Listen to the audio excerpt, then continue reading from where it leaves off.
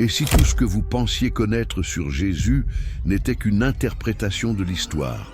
Dans un écrit sacré vieux de 1400 ans, on trouve une représentation tout autre de Jésus.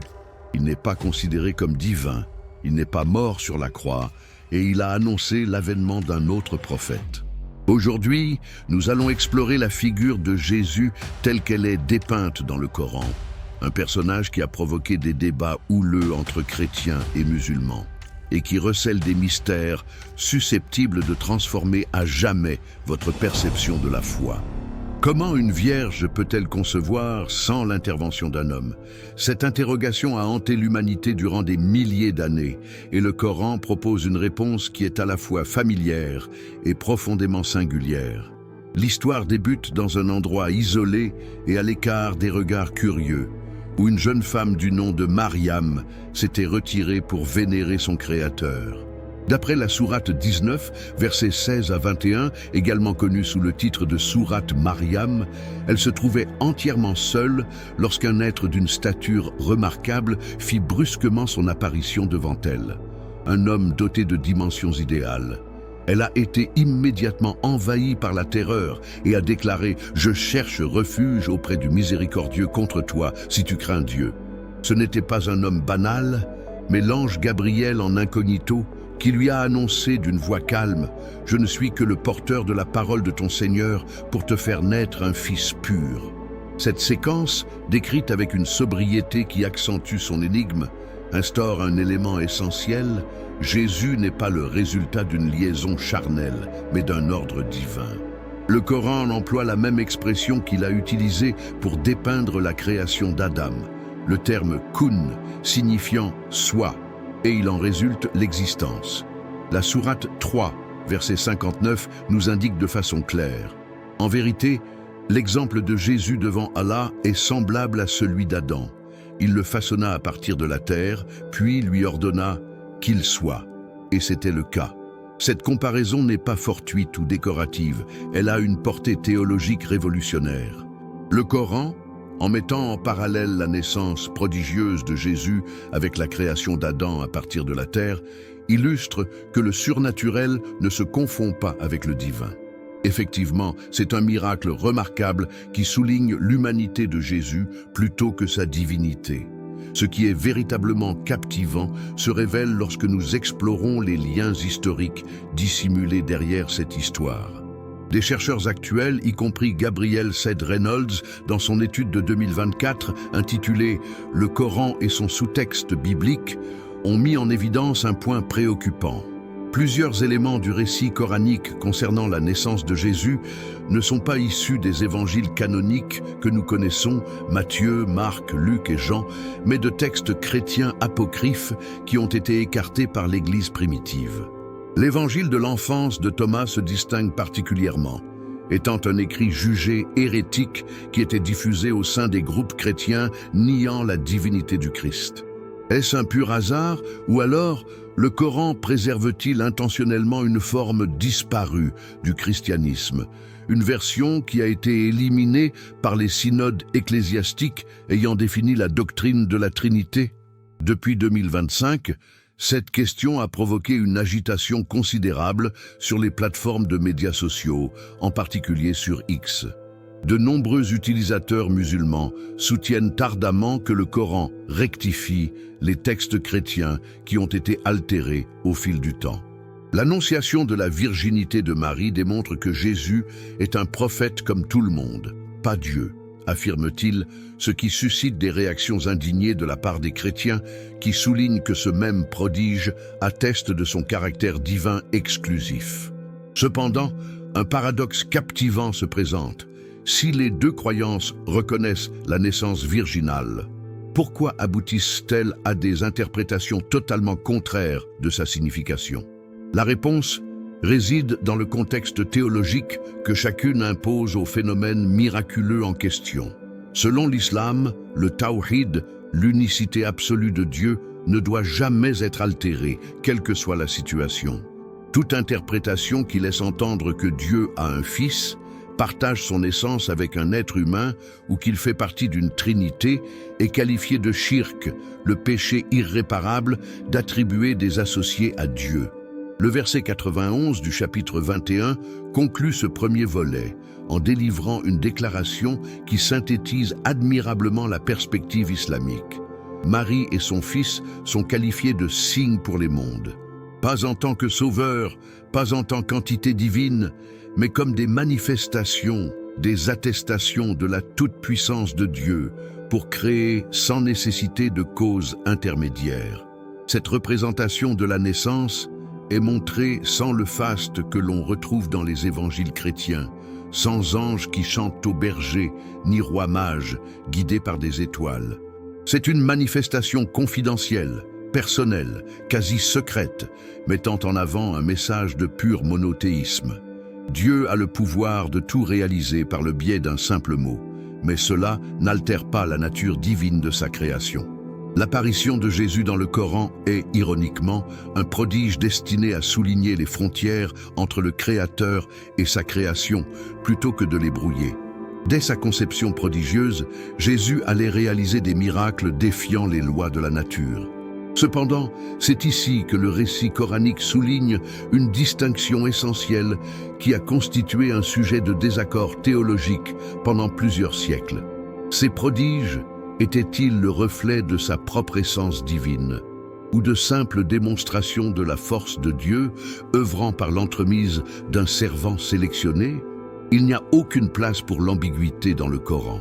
Dans la sourate 5, verset 110, Dieu parle directement à Jésus le jour du jugement, lui disant « Lorsque tu as rendu la vue à l'aveugle et guéri le lépreux grâce à mon autorisation, et lorsque tu as ramené les morts à la vie également par ma permission. » Cette expression « avec ma permission » résonne comme un slogan théologique, affirmant que chaque miracle était une concession passagère du pouvoir divin et non une faculté intrinsèque à Jésus lui-même. Les prodiges attribués à Jésus dans le Coran se distinguent par leur portée et leur caractère impressionnant. Le même passage indique qu'il soufflait sous la forme d'un oiseau, et celui-ci devenait un oiseau avec ma permission. L'histoire précise de l'animation d'oiseaux en argile ne figure dans aucun des évangiles canoniques du Nouveau Testament. Il est totalement absent chez Matthieu, Marc, Luc et Jean. Donc d'où vient-il ? La réponse est de nouveau mentionnée dans les écrits apocryphes, notamment dans l'évangile de l'enfance de Thomas. On y raconte que durant le sabbat, Jésus enfant façonne 12 moineaux d'argile, applaudit, et que ces oiseaux s'animent et s'envolent. Cet élément folklorique, maintenu dans les traditions chrétiennes primitives qui ont par la suite été marginalisées, se retrouve dans le Coran comme une confirmation de la dimension prophétique de Jésus dès son plus jeune âge. Cependant, l'intégration de ce miracle spécifique suscite des interrogations captivantes concernant la diffusion des savoirs religieux. Une discussion sur YouTube de 2023, nommée « Le problème choquant avec le Jésus du Coran », pose une interrogation audacieuse. Si Dieu a donné à Jésus des capacités hors du commun, guérir les malades incurables, ramener les morts à la vie, engendrer la vie à partir de matière non vivante, cela n'indique-t-il pas qu'il était radicalement distinct des autres prophètes? Les détracteurs arguent que donner ces pouvoirs particuliers à un simple homme engendre une contradiction. Si Jésus n'était qu'un homme comme Moïse ou Abraham, pourquoi a-t-il obtenu des facultés inexistantes chez les autres prophètes? La réponse islamique est logique. La grandeur des miracles ne détermine pas l'identité du prophète. Selon la tradition islamique, Mahomet a coupé la lune et Moïse a divisé la mer Rouge, mais ces actions ne les ont pas élevés au rang de divinité. Les miracles sont des attestations prophétiques, non une démonstration de divinité. Il est particulièrement fascinant d'examiner les discussions actuelles sur les plateformes de médias sociaux, notamment sur X, en novembre 2025, où des participants musulmans et chrétiens s'engagent dans une discussion autour de la question de savoir si ces miracles anticipent le rôle eschatologique de Jésus à l'Apocalypse. Si Dieu lui a conféré le contrôle de la vie et de la mort lors de sa première apparition, que se passera-t-il lors de son retour? interroge un internaute, suscitant des centaines de commentaires qui imaginent des facultés oubliées que Jésus pourrait révéler à son retour. Ce lien entre les prodiges historiques et les espoirs apocalyptiques tisse une trame de continuité. Le Jésus qui a donné vie à des oiseaux d'argile sera identique à celui qui triomphera de l'Antéchrist. Cependant, le Coran souligne que même dans ce rôle à venir, il agira sous l'autorité divine et non de sa propre initiative. Il est impossible de faire un contraste plus prononcé avec la théologie chrétienne. Dans l'orthodoxie chrétienne, les miracles effectués par Jésus sont vus comme des démonstrations de sa divinité partagée avec le Père. Lorsque Jésus déclare « Moi et le Père, nous sommes un » en Jean 10:30, et lorsqu'il accomplit des miracles par sa propre puissance, « Je te le commande, lève-toi », il manifeste sa divinité. Cette interprétation est totalement rejetée par le Coran. Toute manifestation surnaturelle est précédée ou suivie d'une explication. Cela se produit parce que Dieu le veut, et non parce que l'être humain détient une puissance divine inhérente. L'emphase sur l'intervention divine n'est pas un élément secondaire. C'est la base même qui distingue le monothéisme islamique de la notion chrétienne de l'incarnation. Les merveilles coraniques ne sont pas des révélations d'une divinité secrète, mais plutôt des manifestations d'une obéissance prophétique impeccable. Ainsi, Jésus devient le vecteur le plus clair et transparent de la puissance divine, précisément parce qu'il n'aspire à rien posséder de cette force comme si elle lui était propre. Nous touchons désormais au fond du différend théologique le plus explosif entre l'islam et le christianisme. Bien que la naissance de Jésus et les miracles puissent être vus sous différents angles, le Coran est formel sur ce point essentiel. Jésus n'est pas Dieu, il n'est pas son Fils, et toute affirmation opposée constitue un péché extrême. Le verset 171 de la sourate 4, également appelé An-Nisa, porte un message dévastateur. « Ô peuple du livre, ne soyez pas excessifs dans votre foi et n'affirmez rien sur Allah sans vérité. » Jésus, fils de Marie, n'était qu'un simple messager d'Allah, porteur de sa parole adressée à Marie, et un esprit qui vient de lui. Donc, ayez foi en Allah et en ses messagers, et ne dites pas « 3, abandonnez, c'est plus avantageux pour vous ».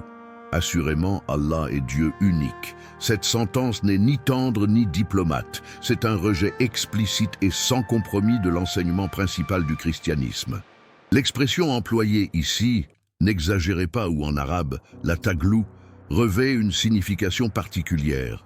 Cela ne veut pas dire uniquement éviter les erreurs ou éviter les mauvaises interprétations, mais plutôt ne pas franchir les limites appropriées, ne pas être exagéré.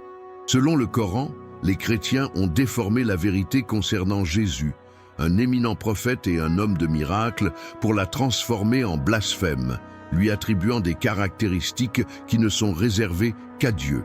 Le verset 172 poursuit la déconstruction de toute revendication divine. Le Messie ne se rabaisserait jamais à être un serviteur d'Allah, tout comme les anges qui lui sont proches. Dans le Coran, Jésus est classé au même rang que les anges, des entités créées et dignes qui rendent service à Dieu sans hésitation, qui ne partagent pas sa nature divine et qui ne sont pas dignes de vénération. Le Coran répète sans cesse la description de Jésus en tant qu'esclave ou serviteur de Dieu, Abdullah en arabe, établissant un contraste délibéré avec les appellations chrétiennes telles que Fils de Dieu ou Dieu fait chair. Ce qui est captivant, c'est que le Coran accorde à Jésus des titres particuliers qui ont déconcerté bon nombre de lecteurs superficiels. On le nomme Al-Masih, le Messie, Kalimatullah, parole de Dieu. Et dans certains versets, on l'appelle Ruhullah, esprit de Dieu. Ces distinctions élevées ne sous-entendent-elles pas une sorte de divinité ou au moins une nature supérieure à celle de l'homme ordinaire? La réponse islamique est un refus sans équivoque. Mais pour en comprendre les raisons, il faut plonger dans la métaphysique coranique. L'expression « parole de Dieu » évoque l'ordre divin que ce soit. Il ne s'agit pas d'une hypostase divine comme dans le prologue de l'évangile de Jean, mais plutôt d'une création. Esprit de Dieu fait référence à une personne qui a été fortifiée par le Saint-Esprit, l'ange Gabriel, pas qu'il est Dieu en personne.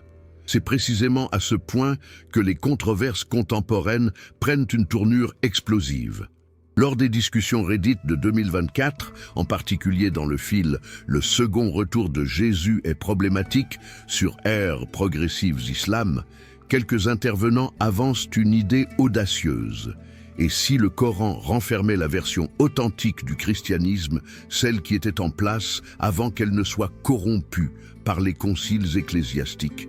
Cette théorie n'est pas récente. Cependant, elle a pris de l'ampleur avec la disponibilité croissante d'informations historiques concernant les premières hérésies chrétiennes.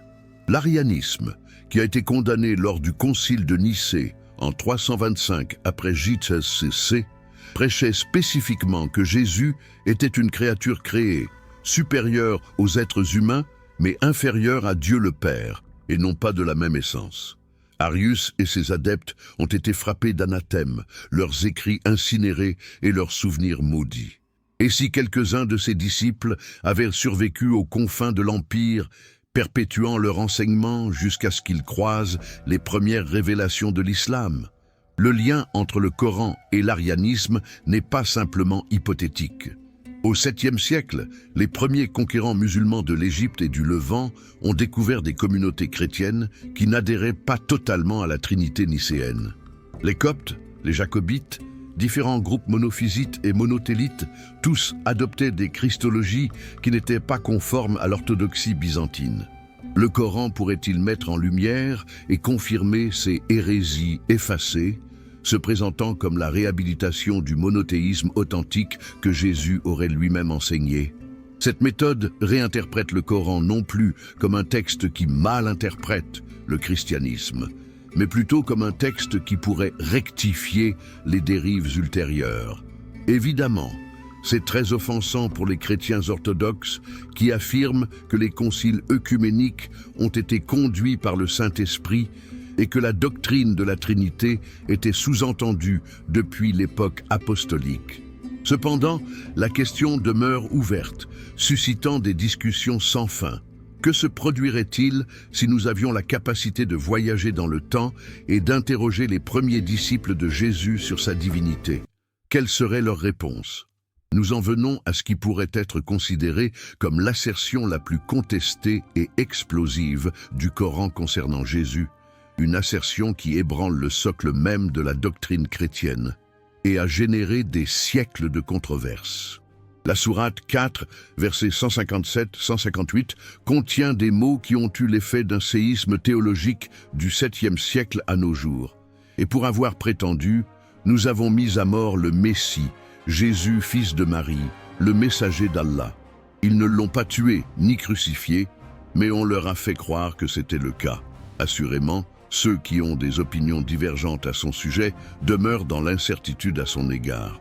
Ils ne sont pas au courant du tout, à part le suivi de leurs hypothèses. Et ils ne l'ont certainement pas tué. Au contraire, c'est Allah qui l'a élevé vers lui, et Allah demeure invariablement omnipotent et sage. Cessons ici. Le Coran rejette fermement l'idée que Jésus soit mort sur la croix, un événement clé qui caractérise le christianisme, l'acte de rédemption sur lequel se fonde toute la doctrine du salut.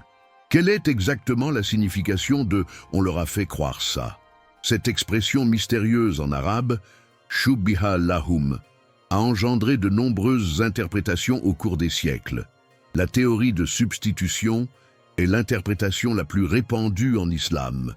Une autre personne a été crucifiée au lieu de Jésus, quelqu'un dont l'apparence a été prodigieusement transformée pour imiter la sienne. Les us et coutumes islamiques varient en ce qui concerne l'identité de ce triste substitut. Il y en a qui affirment que c'était Judas Iscariote, le traître, châtié par Dieu en mourant à la place de celui qui l'avait trahi. Certains avancent l'hypothèse que c'était Simon de Cyrène, qui, d'après les évangiles, a été contraint de porter la croix de Jésus. Certains avancent également qu'il a été un dévoué volontaire qui a embrassé le martyre pour sauver le véritable prophète. Ce qui relie toutes ces interprétations, c'est l'idée que Dieu n'aurait pas voulu que son messager choisi connaisse une fin aussi humiliante et infamante. Par contre, Jésus a été élevé vers Dieu alors qu'il était encore vivant, sauvé à la dernière minute possible. Ce rejet de la crucifixion ne se limite pas à une simple discordance historique concernant des événements du 1er siècle. C'est une opposition fondamentale à la sotériologie chrétienne, la doctrine du salut. Si Jésus n'est pas mort sur la croix, cela signifie qu'il n'y a pas eu d'expiation substitutive pour les péchés de l'humanité. S'il n'y a eu aucun décès, il n'y a pas eu de résurrection.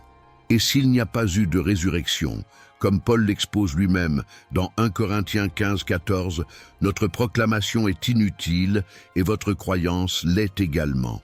Le Coran est conscient de ces conséquences et ne les évite pas. Selon la perspective islamique, la notion que Dieu devrait sacrifier quelqu'un, encore moins son propre fils, pour accorder le pardon des péchés, est totalement illogique. Dieu a le pouvoir suprême. Il est capable de pardonner à qui bon lui semble, sans nécessité de sacrifice ou d'intercession. L'idée de l'expiation substitutive est perçue comme une notion qui dévalorise tant la justice que la miséricorde divine. Cependant, il y a une autre facette de cette histoire qui est encore plus dérangeante. Le Coran insinue que la confusion entourant la crucifixion n'était pas fortuite. C'était une illusion délibérément divine. On leur fit croire ainsi, sous-entend que Dieu lui-même a façonné ce semblant trompeur. Pourquoi agirait Dieu de cette manière? Cela ne fait-il pas du Tout-Puissant un imposteur? C'est la faiblesse de la théorie de la substitution, et elle a été utilisée par les défenseurs chrétiens pendant des siècles. Un blog de 2025 nommé « Jésus dans le Coran islamique », Apologia Veritas, défend précisément cette position. Si le Coran dit vrai, alors Dieu a délibérément induit en erreur des millions d'individus pendant des centaines d'années, en leur faisant croire que Jésus est mort sur la croix pour ne dévoiler la vérité que 6 siècles plus tard. Est-ce l'attitude d'un Dieu juste et plein de miséricorde? La réaction habituelle dans l'islam est de dire que Dieu n'a pas trompé quiconque. Ce sont les adversaires de Jésus qui ont été égarés, alors que ses véritables disciples étaient au courant qu'il avait été sauvé. C'est à ce moment-là que l'histoire prend véritablement un aspect captivant d'un point de vue historique. L'idée que Jésus n'a pas subi de crucifixion ne vient pas du Coran. On retrouvait cela dans quelques sectes chrétiennes anciennes, notamment chez les Docètes. Ils soutenaient que Jésus n'avait qu'une présence corporelle illusoire, non véritable, et que donc sa douleur sur la croix était une illusion. Ces concepts étaient également manipulés par le gnosticisme chrétien. Le deuxième traité du Grand Sept, une œuvre gnostique, inclut un extrait où Jésus déclare « Je ne suis pas réellement mort, juste en façade ». Le Coran pourrait-il refléter ces courants chrétiens marginaux qui ont fini par être éliminés par l'orthodoxie? Les débats sur X en 2025 ont associé cela aux théories du complot contemporaines. La crucifixion était-elle une grande illusion divine destinée à éprouver la foi, à distinguer les véritables croyants des imposteurs? Cette analyse convertit un fait historique en une expérience métaphysique où ce qui paraît s'être produit n'est pas réellement ce qui a eu lieu. Selon le Coran, l'ascension de Jésus vers le ciel le maintient dans un état de suspension en attendant son retour lors de la fin du monde. Il n'a pas connu la mort comme tout autre individu, en passant par l'expérience de la mort et en attendant une résurrection universelle. Plutôt, il est vivant quelque part, en présence divine, conservé pour jouer un dernier rôle prophétique. Cet récit établit une continuité singulière dans l'histoire du salut islamique. Jésus n'a pas achevé sa mission au 1er siècle, il lui reste encore un dernier acte à réaliser. Et comme nous le démontrerons dans les prochains chapitres, cette action entraînera une confrontation avec le trompeur le plus redoutable de tous les temps, le Dajjal ou Antéchrist. L'absence de Jésus sur la croix du christianisme est substituée par une figure vivante et absente en attente de son retour. Si tout cela ne suffit pas à susciter une controverse intergénérationnelle, le Coran introduit un autre aspect qui est à la fois captivant et profondément choquant pour les chrétiens, l'allégation que Jésus lui-même a prophétisé la venue de Mahomet. Dans la sourate 61, verset 6, également appelée As-Saf, une illustration nous est dépeinte où Jésus s'adresse aux enfants d'Israël. Et quand Jésus, fils de Marie, dit « Ô enfants d'Israël, je suis assurément le messager d'Allah pour vous. Je confirme ce qui a été révélé avant moi dans la Torah, et je vous annonce la venue d'un messager qui suivra après moi, portant le nom d'Ahmad. » Ce passage positionne Jésus comme un élément d'une succession prophétique culminant avec Mahomet, plutôt que comme une figure finale de la révélation divine, comme c'est le cas dans le christianisme. Ce n'est pas la solution ultime, mais un précurseur qui indique la voie de l'avenir. Le nom Ahmad porte une signification particulière. C'est une variante issue de la même racine arabe que Mahamad, les deux ayant la signification de le louer ou digne de louange. Durant des siècles, les savants musulmans ont affirmé que cette prophétie se rapporte aux mentions de l'évangile de Jean au Paraclet ou Consolateur que Jésus a promis d'envoyer suite à son ascension.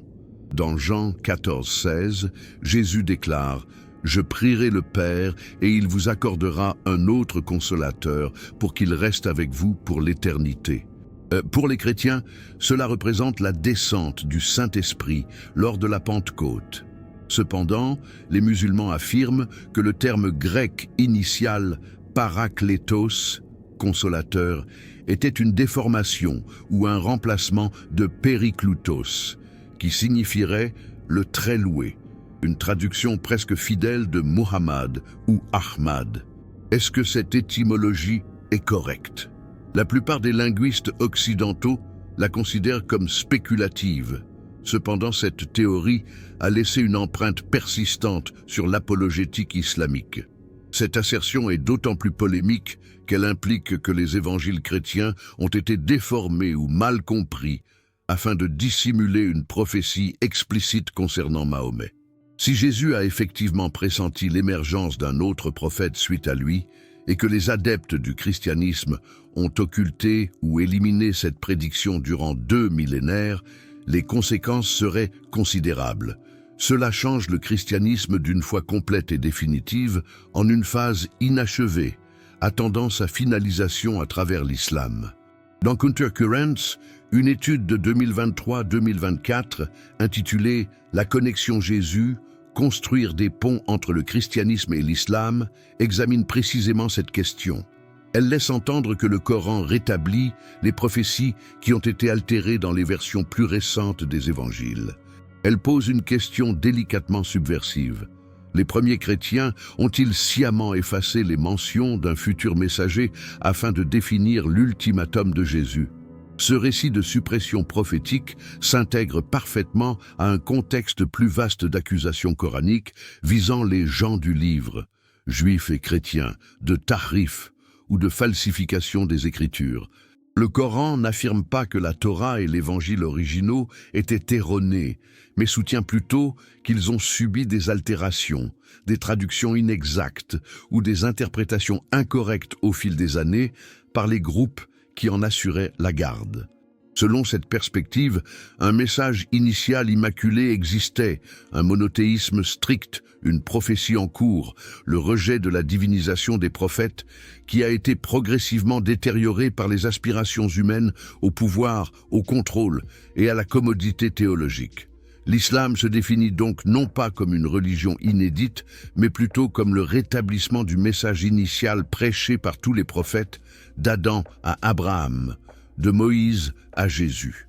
Muhammad n'est pas un innovateur, mais plutôt un rénovateur, le dernier d'une longue suite de prophètes qui ont cherché à rétablir l'humanité dans la pureté du monothéisme. Les réponses actuelles à cette interprétation sont prévisiblement divisées. Sur les forums de discussion islamique en 2024, des musulmans manifestent leur surprise que les chrétiens ne parviennent pas à discerner les prophéties manifestes concernant Mahomet dans leur propre littérature religieuse. Comment est-il possible qu'une chose puisse être si évidente et pourtant se fasse contredite? Ils écrivent avec une véritable frustration. En revanche, des défenseurs chrétiens tels que ceux qui prennent part à des discussions sur YouTube mettent en évidence que cette interprétation exige une relecture intégrale de passages dans des contextes qui font explicitement référence à autre chose. Ils soutiennent que le consolateur dans Jean est clairement désigné comme l'Esprit Saint dans les versets suivants, et qu'une référence à Mahomet implique de négliger totalement l'arrière-plan théologique de l'Évangile. Pour les musulmans, cette dénégation ne fait que corroborer leur hypothèse. Évidemment que les textes contredisent maintenant ce qu'ils soutenaient au départ, car ils ont été modifiés spécifiquement pour donner cette impression. Il est indiscutable que cette perception de Jésus en tant que précurseur de Mahomet établit une continuité narrative profondément gratifiante pour les musulmans. Chaque prophète succède au précédent tout en prédisant le suivant, établissant une continuité ininterrompue de révélation divine qui atteint son apogée avec le Coran, considéré comme le message final et préservé. Dans cette narration islamique, Jésus n'est pas dévalué. Au contraire, il est honoré en tant que deuxième dernier messager, celui qui a ouvert la voie pour le dernier des prophètes. Cependant, selon la perspective chrétienne, c'est une usurpation inadmissible, une tentative de placer Jésus, Dieu fait chair, le chemin, la vérité et la vie, dans un rôle simplement préparatoire pour un autre. Ces deux perspectives sont intrinsèquement inconciliables, et c'est précisément là que le dialogue interreligieux se dissipe souvent en monologues parallèles, chaque partie s'exprimant à partir de référentiels que l'autre ne peut accepter sans renoncer à ses convictions essentielles. Que penseriez-vous si je vous affirmais que Jésus n'est pas uniquement en vie, mais qu'il prévoit de revenir sur terre, non pas pour porter jugement aux vivants et aux morts, comme le prêche le christianisme, mais pour anéantir le symbole du christianisme et instaurer la loi islamique? C'est exactement la conviction eschatologique de l'islam, une narration apocalyptique qui a été débattue dans les mosquées pendant plus de 1000 ans et qui a récemment connu un regain spectaculaire sur les plateformes numériques, les vidéos YouTube et les débats théologiques. Le Coran aborde cette seconde venue de façon énigmatique. Le verset 61 de la sourate 43, également nommé Az-Zukhruf, déclare « Et il est assurément un signe de l'heure. Donc, ne doutez pas et suivez-moi. » C'est une voie rectiligne. Dans ce passage, le terme « lui » a historiquement été compris comme une allusion à Jésus, laissant supposer que son retour constituera l'un des indicateurs principaux signalant la fin du monde. Cependant, c'est dans les hadiths, les coutumes prophétiques attribuées à Mahomet, que l'on découvre les détails réellement surprenants et déconcertants de cette seconde apparition. D'après de nombreux témoignages jugés véridiques par les savants musulmans, Jésus fera sa descente près du minaret blanc situé à l'est de Damas, en Syrie. Il se manifestera durant la prière du matin, tenant les ailes de 2 anges entre ses mains. Il portera des robes colorées au safran et aura les cheveux parfumés, comme s'il venait de sortir d'un bain. Lorsque sa tête s'inclinera, des gouttelettes jailliront de ses cheveux. Lorsqu'elle se redressera, des perles se répandront. Sa première tâche consistera à participer à la prière musulmane derrière le Mahdi, un leader messianique musulman qui apparaîtra auparavant, dans une démarche délibérée de subordination qui démontre qu'il ne se présente pas comme le chef suprême, mais comme un adepte de l'islam. Ce détail est théologiquement essentiel. Même lors de son retour glorieux, Jésus se plie à l'autorité de l'islam et admet que Mahomet était le dernier prophète. Le récit prend une tournure encore plus tragique en décrivant la mission principale de Jésus lors de son retour, l'élimination du Dajjal, l'antéchrist islamique. Dans le contexte des traditions islamiques, ce Dajjal est décrit comme un maître de la tromperie, un pseudo-messie qui se déclarera divin, réalisera des miracles illusoires et induira l'humanité dans l'erreur pendant une période de 40 jours ou années, d'après certaines interprétations. Il sera borgne, une qualité que les hadiths mettent en évidence plusieurs fois, et aura entre les yeux les lettres arabes, KFR, qui constitue le terme kafir ou infidèle, visible exclusivement par les véritables croyants. Le Dajjal constituera une armée colossale, et c'est précisément dans cette période de crise intense que Jésus fera son retour. D'après le hadith de Sahih Muslim, Jésus mettra à mort le Dajjal à la porte de Loud, une cité antique, actuellement Lod en Israël. Selon certains témoignages, la mort de l'Antéchrist par Jésus ne se produira pas grâce à un acte magique ou surnaturel, mais plutôt physiquement. Il est dit que le Dajjal se désintégrera comme du sel dans l'eau en présence de Jésus, incapable de supporter sa venue. Cependant, c'est à ce point que l'histoire devient fortement controversée et blessante pour les chrétiens. Suite à sa victoire sur le Dajjal, Jésus régnera sur la terre pendant une période de 40 ans, établissant l'équité et l'harmonie. Au cours de son règne, il réalisera des actions ouvertement contraires au christianisme. Il brisera la croix, tuera le porc et supprimera la jizya, l'impôt que les non-musulmans versent pour résider sous un gouvernement islamique. Que veut dire briser la croix? Les spécialistes islamiques l'interprètent de manière littérale. Jésus anéantira les croix chrétiennes, tant matériellement que symboliquement, en tant que rectification ultime de la doctrine fausse qui s'est développée autour de sa figure. Il affirme à travers un geste théâtral « Je ne suis pas mort sur cette croix, cessez de l'adorer ». L'abattage du porc est perçu comme une suppression des traditions chrétiennes et juives qui prohibaient la consommation de certains mets. Mais on par la suite adoucit ces restrictions, ramenant les règles diététiques rigoureuses. Et l'élimination de la jizya signifie qu'il n'y aura pas de communauté non musulmane sous son règne, car tout le monde se sera volontairement tourné vers l'islam en observant ses actions.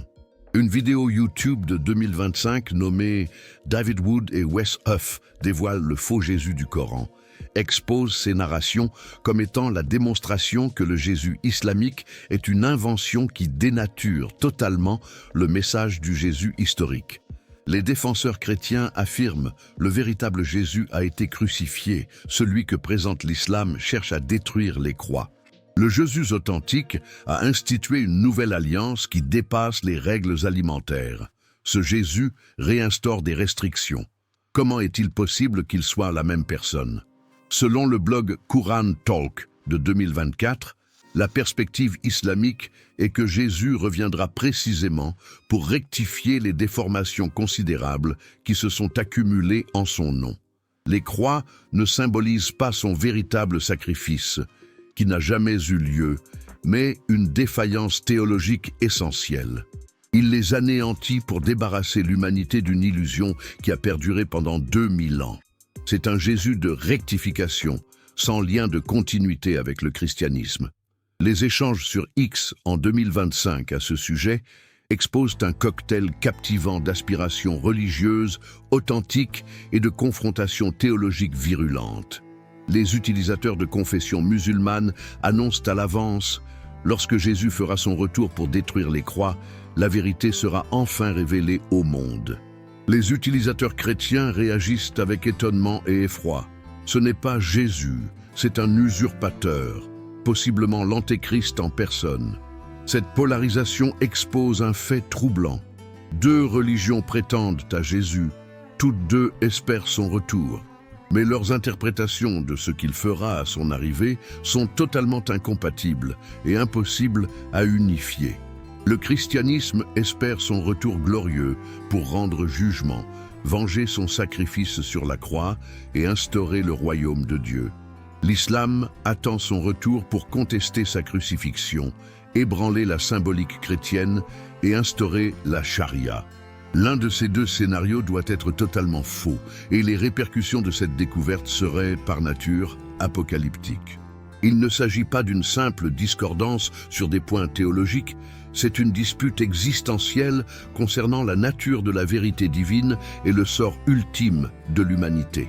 Chaque grand prophète a des disciples chargés de diffuser son enseignement. Mais que se produit-il lorsque ces derniers sont soupçonnés de dénaturer radicalement les préceptes qu'ils s'étaient engagés à sauvegarder? Le Coran offre un récit à la fois captivant et tragique concernant les apôtres de Jésus, les Hawariyun en arabe, qui, bien qu'initialement animés d'une foi sincère, finissent par se perdre doctrinalement. Les versets 111-115 de la sourate 5 décrivent une scène qui est à la fois touchante et prophétique. Dieu se rappelle, et lorsque j'ai insufflé en eux, les disciples ont déclaré « Ayez foi en moi et en mon envoyé ». Ils ont répondu « Nous croyons et nous attestons que nous sommes musulmans ». Ce dernier terme est essentiel. Muslimun signifie en effet littéralement ceux qui se soumettent, affirmant que les véritables adeptes de Jésus étaient, par définition, musulmans au sens théologique du mot, des individus se soumettant au Dieu unique sans lui attribuer de partenaire. L'un des épisodes les plus captivants du Coran continue de se dérouler, la requête des disciples pour une table céleste. Les apôtres interrogent Jésus « Ô Jésus, fils de Marie, ton Seigneur pourrait-il nous envoyer une table du ciel ?» Cette demande montre à la fois leur croyance et leur doute persistant. Ils requièrent une preuve palpable, quelque chose qui renforce leur foi et établit sans équivoque que Jésus est un authentique prophète. D'abord, Jésus répond avec circonspection « Ayez peur d'Allah si vous êtes de ceux qui croient », sous-entendant que solliciter des signes pourrait être périlleux. Cependant, les disciples persistants, indiquant qu'ils désirent consommer ce repas pour apaiser leur cœur, obtenir confirmation que Jésus leur a bien dit la vérité et être témoin de ce prodige.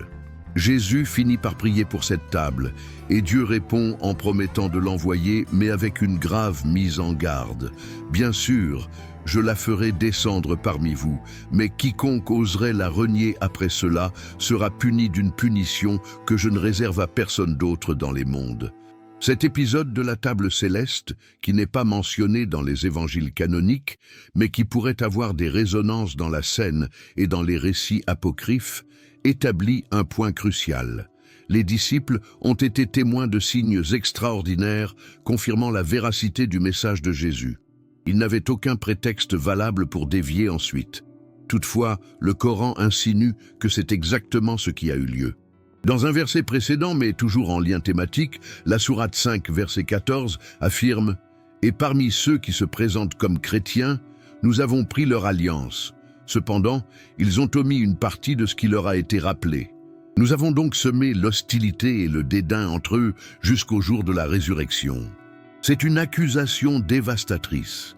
Ceux qui ont embrassé le christianisme ont trahi leur pacte initial, négligé une part du message véritable, et de ce fait, Dieu a consenti à les engloutir dans la division et l'affrontement.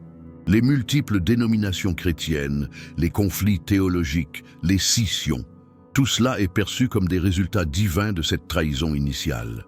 Une question historique captivante qui a engendré un vif débat se pose ici. Qui étaient les véritables disciples de Jésus selon la perspective islamique? Si le christianisme trinitaire est perçu comme une déformation, a-t-on déjà connu un christianisme monothéiste à ses débuts? Un billet de blog de Quran Talk datant de 2024 et intitulé « Les disciples de Jésus ont prévalu » examine exactement ce sujet, le lien aux sectes chrétiennes historiques qui ont subi la marginalisation ou l'anéantissement. Les Ébionites, par exemple, étaient des judéo-chrétiens qui contestaient la virginité de Marie, à l'opposé du Coran, tout en n'acceptant pas non plus la divinité de Jésus et en poursuivant l'application de la loi juive. Pour les Nazaréens, Jésus était le Messie, sans pour autant le considérer comme Dieu. Comme nous l'avons déjà souligné, les Ariens voyaient en lui la première et la plus grande création de Dieu, sans pour autant le considérer comme consubstantiel au Père. Finalement, toutes ces sectes ont été anéanties par le christianisme orthodoxe qui a triomphé lors des conciles œcuméniques. L'idée sous-entendue dans le Coran est que ces sectes hérétiques, ou du moins quelques-unes, ont conservé des aspects du message originel de Jésus qui ont été délaissés par la branche dominante du christianisme. Lorsque le Coran décrit les disciples comme étant musulmans, cela ne veut pas dire qu'ils suivaient l'islam tel qu'il a été révélé à Muhammad, ce qui serait chronologiquement infaisable, mais plutôt qu'ils adhéraient aux principes essentiels de l'islam, la soumission au Dieu unique sans lui attribuer d'associé. Selon cette interprétation, l'histoire du christianisme primitif ne se résume pas à la victoire de la vérité orthodoxe sur les hérésies. Au contraire, elle raconte le récit tragique de comment une déviation polythéiste, la Trinité, a réussi à éclipser le monothéisme initialement prêché par Jésus. Les Ébionites et les Nazaréens ne se sont pas éloignés de la vérité chrétienne. Ils étaient les derniers témoins de la vérité originelle, finalement anéantie par la majorité renégate. Cette interprétation provoque des réactions intenses de part et d'autre. Les chrétiens orthodoxes voient en cela une distorsion historique déraisonnable qui néglige les éléments probants considérables que la haute Christologie, Jésus considéré comme divin, émerge très rapidement dans les documents chrétiens, dans les missives de Paul datant des années 50 de notre ère, à peine quelques dizaines d'années après la crucifixion. Les hymnes christologiques conservés dans Philippiens 2, 6, 11 et Colossiens 1, 15, 20 qui dépeignent Jésus comme préexistant et divin, précèdent même les évangiles en termes de datation. Comment la déviation a-t-elle pu se produire si vite et de telle manière qu'elle a quasiment effacé toute trace du prétendu monothéisme initial? Selon la perspective islamique, la corruption a débuté dès l'ascension de Jésus, notamment avec Paul de Tarse. Ce dernier, n'ayant jamais rencontré le véritable Jésus, a métamorphosé son message, issu d'un judaïsme réformé, en une religion à mystère hellénistique, axée sur un Dieu-homme mourant et ressuscité. Selon cette interprétation, Pablo est l'instigateur principal de la corruption, celui qui a dévié le christianisme de sa trajectoire initialement monothéiste. Ce qui est véritablement captivant, c'est que cette histoire de disciples qui démarrent sur une bonne voie, mais se perdent, génère un besoin théologique pour la révélation coranique. Si les disciples avaient conservé à la perfection le message de Jésus, l'avènement de Mahomet n'aurait pas été nécessaire. C'est précisément en raison de sa corruption, volontaire ou non, que Dieu devait transmettre un message final et protégé visant à rétablir la vérité initiale. L'islam ne cherche pas à concurrencer le véritable christianisme. Il vise à restaurer le message que les premiers disciples auraient reconnu en remplacement de sa version altérée. C'est une déclaration exceptionnelle qui demande des preuves exceptionnelles. Des preuves que le Coran dit être capable d'être démontré par sa cohérence théologique interne, ses signes miraculeux et son intégrité parfaite. Les disciples humains ont failli. La parole divine ne peut faillir. C'est le raisonnement qui boucle la boucle, de fervents disciples à une église dévoyée, puis à une ultime révélation corrective. Les apôtres ont eu accès à la table du ciel, mais ils ont négligé l'enseignement. Nous avons reçu le Coran et il est impératif de le préserver coûte que coûte pour éviter qu'ils ne connaissent le même destin. Au sein de l'immense structure théologique du Coran, rares sont les figures qui se distinguent avec autant d'éclat et de pureté que Mariam, la mère de Jésus. Ce qui est exceptionnel, ce n'est pas uniquement qu'elle soit la seule femme nommée dans tout le Coran, mais aussi qu'une sourate entière, la sourate 19, qui compte 98 versets, porte son nom. En revanche, aucun des chapitres ne fait mention du nom d'aucune épouse du prophète Mohammed, de ses filles ou de toute autre femme dans l'histoire sacrée.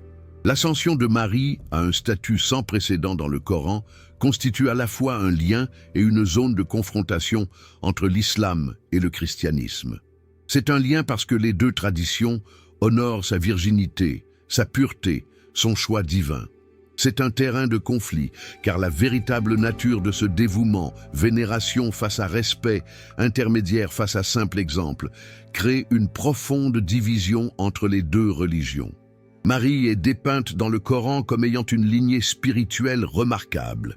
Les versets 42-43 de la sourate 3 affirment que les anges lui ont révélé « Ô Marie, en vérité, Allah t'a sélectionnée et purifiée, et t'a préférée à toutes les femmes de l'univers. Ô Marie, obéis avec dévotion à ton Seigneur et soumets-toi ainsi que ceux qui s'inclinent. » Cette double sélection, choisie et purifiée, l'installe dans une catégorie d'unique sainteté humaine. Elle n'est pas divine, le Coran souligne clairement ce point, mais elle se tient au-dessus de toutes les autres femmes de l'histoire.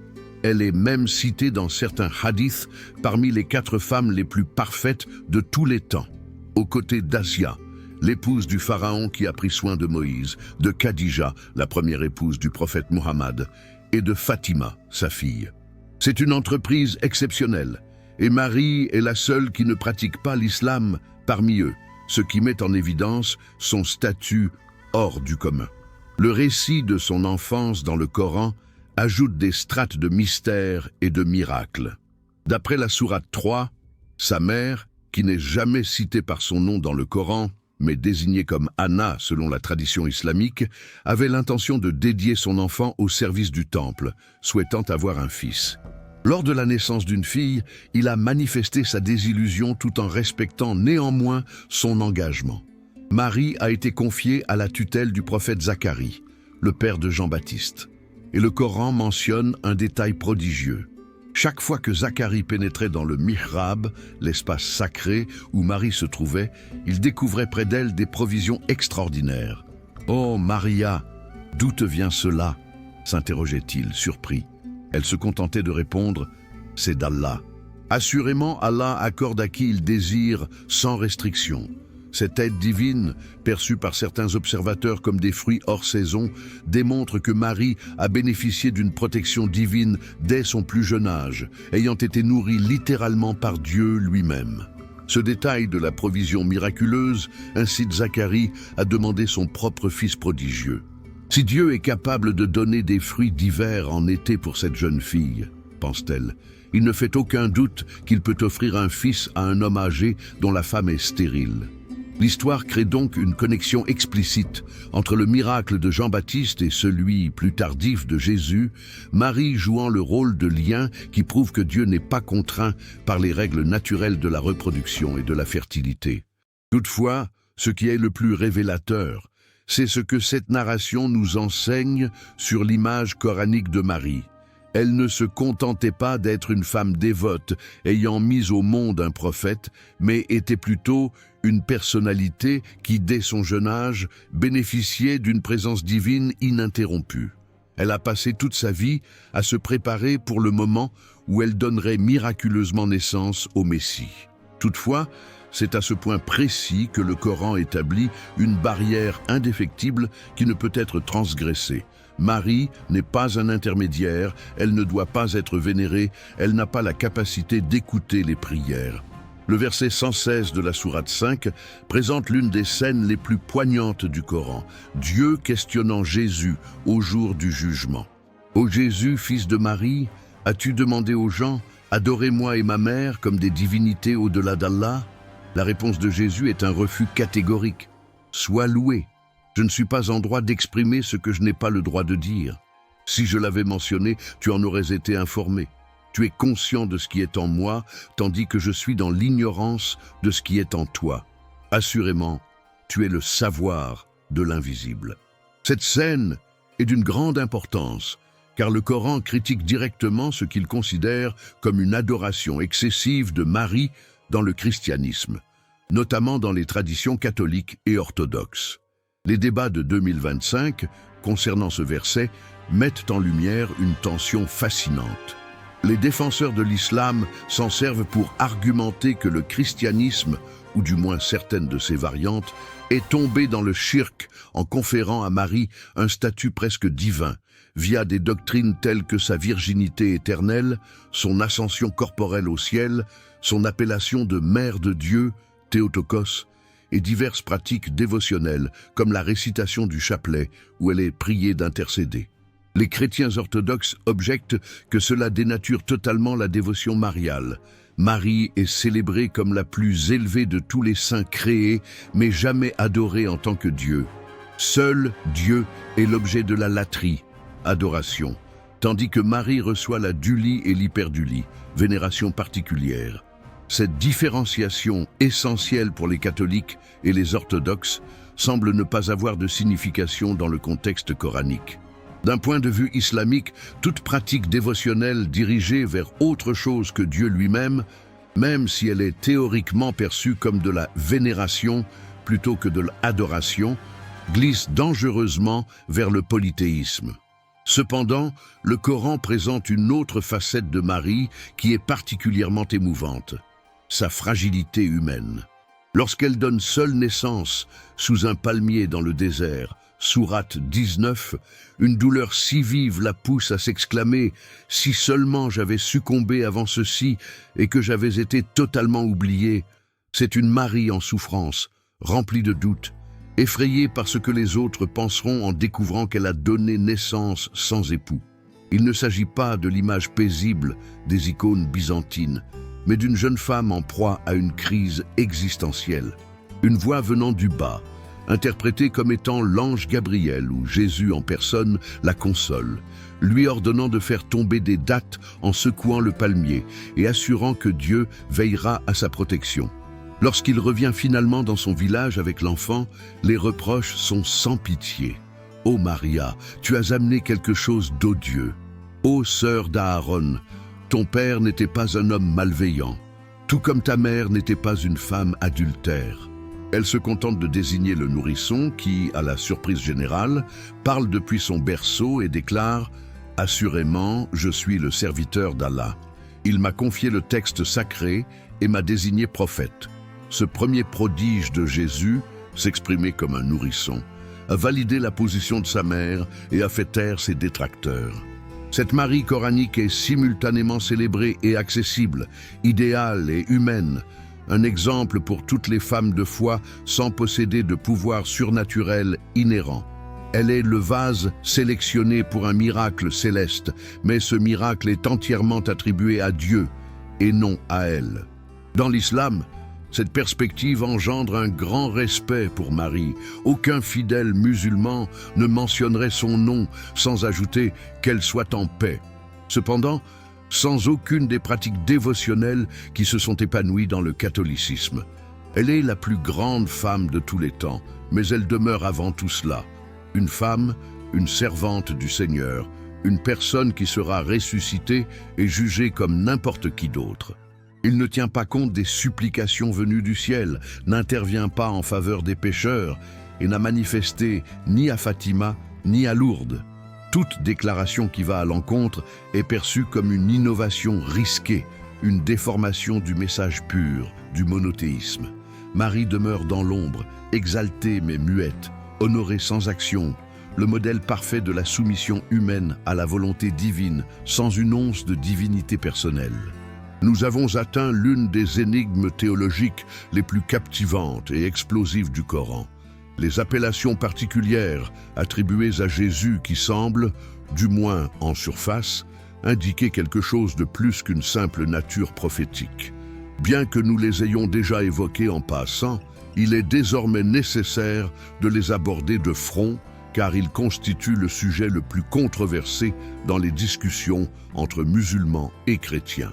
Dans la sourate 4, verset 171, elle est désignée comme Kalimatullah, parole de Dieu, et la sourate 2, verset 87, mentionne qu'il a été soutenu par l'Esprit Saint, Ruh al-Qudus. Par ailleurs, la sourate et le verset 171 précisent qu'il s'agissait d'un esprit de lui, Ruhun minhu. Pour ceux qui connaissent le prologue de l'évangile de Jean, au commencement était le Verbe, et le Verbe était avec Dieu, et le Verbe était Dieu, il est impossible d'ignorer ces résonances. Le Coran emploie-t-il un langage immature, et si c'est le cas, dans quel but? Affirme-t-il discrètement une christologie élevée ou cherche-t-il délibérément à dépouiller ces termes de leur portée divine? L'interprétation traditionnelle de l'islam est claire. Il s'agit de titres honorifiques et de métaphores, pas d'indications divines. Parole de Dieu renvoie au décret créatif qu'il en soit, par le biais duquel Jésus a été conçu. Il ne s'agit pas de dire que Jésus est le Logos éternel qui a été en union avec Dieu dès l'origine, mais qu'il représente l'expression de la parole divine, la concrétisation d'un ordre divin. L'un des plus éminents commentateurs coraniques du IXe siècle, Al-Tabari, a précisé que Jésus est désigné comme « parole », en raison de sa création par la parole divine sans l'intervention d'un père, et non parce qu'il représente la parole elle-même dans un sens ontologique. Depuis plus de 1000 ans, c'est l'interprétation généralement adoptée dans l'islam sunnite. Ainsi, esprit de Dieu ou un esprit de lui est interprété comme une allusion à l'ange Gabriel qui a soutenu Jésus durant sa mission, ou comme une épithète honorifique signifiant que Jésus a été formé directement par le souffle divin, Ruach, tout comme Adam auquel Dieu a insufflé de son esprit. Cependant, même si cette explication reste logique dans le cadre du monothéisme islamique, elle suscite des interrogations pour ceux qui ont une connaissance approfondie de l'histoire des religions. Un article de 2020 publié dans Biblical Missiology, intitulé « Jésus dans le Coran, parole et esprit », avance une hypothèse audacieuse. L'emploi coranique de ces termes pourrait-il être le reflet d'une influence exercée par des théologies chrétiennes non orthodoxes, notamment l'arianisme? Il est important de noter qu'Arius affirmait que le Logos, la parole, était la première et la plus haute des créations divines, grâce à laquelle tout le reste a été créé, tout en soutenant qu'il n'était pas de la même nature que le Père. Cette christologie intermédiaire, surpassant l'être humain ordinaire mais pas entièrement divine, fut rejetée à Nicée. Cependant, elle persista sous différentes formes aux confins du christianisme, notamment chez les Goths et dans certaines régions de l'Empire perse. Peut-on envisager que le Coran engage un dialogue avec ces traditions ariennes, en employant leur vocabulaire tout en le plaçant résolument sous l'égide d'un monothéisme strict? Cette théorie est captivante puisqu'elle propose que le Coran ne se développait pas dans l'isolement, mais au sein d'un contexte marqué par de vives controverses christologiques. Le 7e siècle au Moyen-Orient était marqué par des débats intenses dans le christianisme. Monophysites s'opposant aux orthodoxes, nestoriens aux éphésiens, jacobites aux melkites.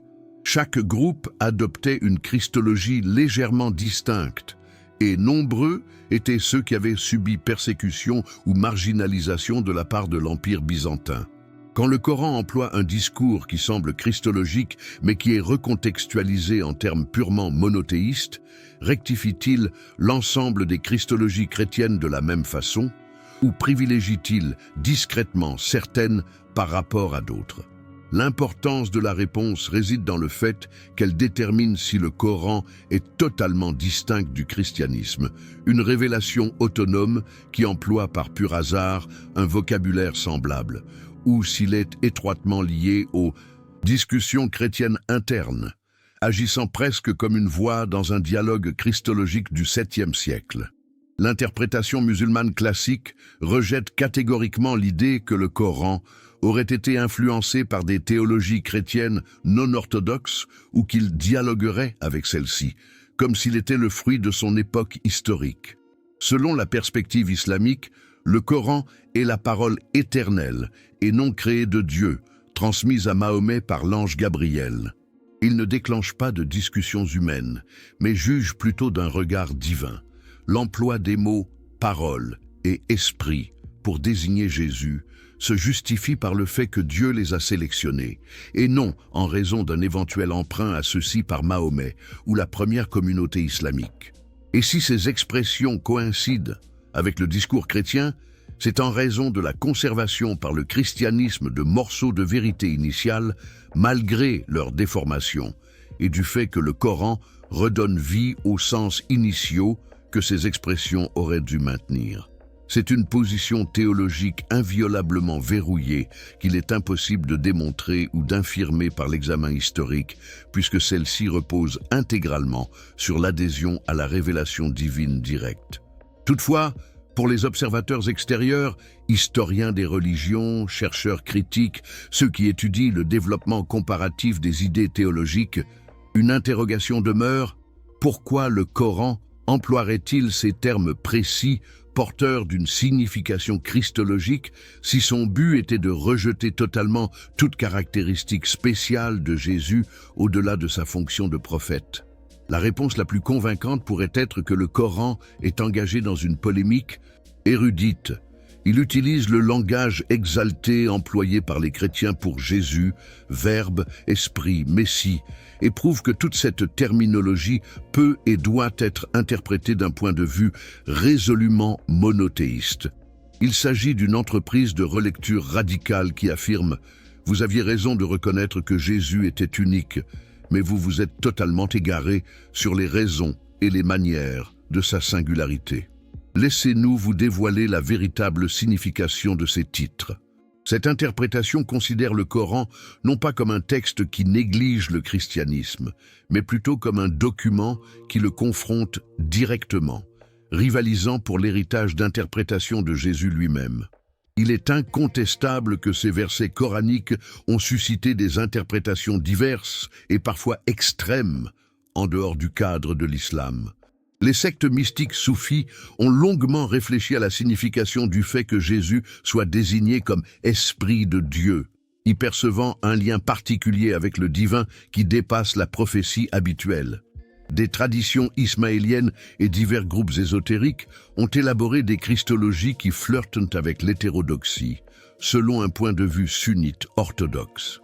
Dans la discussion actuelle, ces versets représentent des zones où les musulmans et les chrétiens peuvent parfois trouver un consensus. Voyez, nous convenons tous deux que Jésus est la parole de Dieu. Avant de réaliser qu'ils attribuent à cette expression des significations fondamentalement différentes, le langage commun occulte la divergence théologique jusqu'à ce qu'il soit minutieusement scrutiné. Parole et esprit. De magnifiques métaphores qui évoquent l'œuvre créatrice divine ou des énigmes ontologiques qui dévoilent l'essence du Fils éternel. Le Coran met l'accent sur le premier, le christianisme sur le second, et l'écart entre les deux demeure insurmontable.